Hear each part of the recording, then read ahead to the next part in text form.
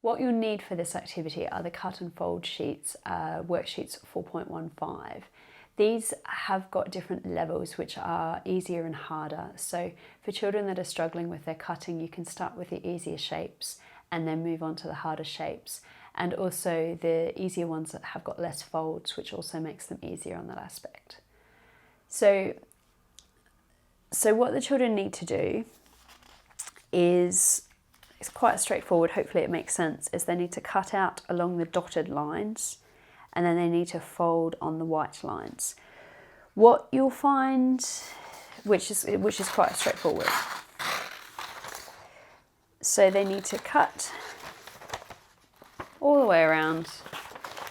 Hopefully by this point, if you've watched all of the scissor activities, you've got the children using the correct scissors and also got them with their thumbs facing the ceiling on both their paper and on the scissors. So they're going to cut all the way around until they've got their shape cut out. And then when you're getting them to do the fold, you really need to make sure that one hand is sort of holding on to the piece and the other is folding. And ideally you want them to be using their index finger to complete the fold. So we're going to hold and fold, and then he'll stand up.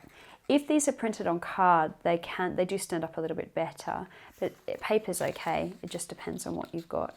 And then the children can decide whether they want the heads to look up or if they want the heads to look down, and that also helps them understand sort of perceptually what's going to happen when they do the fold.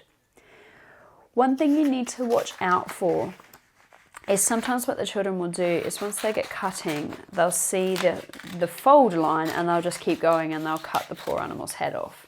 So some kids need a little bit more practice to understand the idea that they're just cutting on the dotted lines so that they don't actually cut parts of the animal off.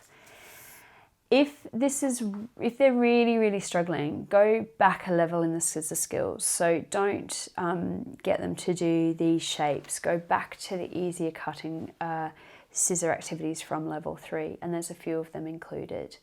Also, if they're really struggling with regular scissors, look at the scissor videos and choose the scissors that are easier for them to do and easier for them to use. And you can help them hand over hand if you need. If the child's finding the simpler shapes easier, you can move on to the harder versions, and these have got sort of the ears and things like that, which are much harder for them to cut out as there's more turns involved, and there's more folds as well because they have to make the folds for the ears and also for the tail rather than just the head and the leg.